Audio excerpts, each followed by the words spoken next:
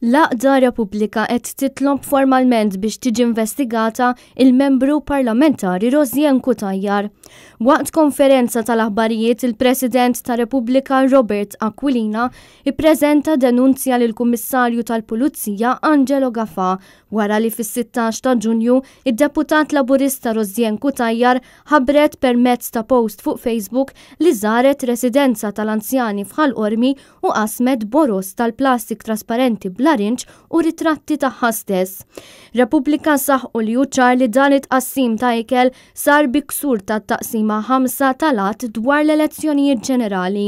Repubblika qed jistennew li l-istituzzjonijiet tal-Istat inkarigati biex jinfurzaw id-dispożizzjonijiet tal-liġi li jirregolaw il-klijenteliżmu inkluż il-Korp tal-Pulizija jieħdu azzjoni deċiżiva u f'waqta biex tali prattiċi illegali jinqataw darba l-dejjem.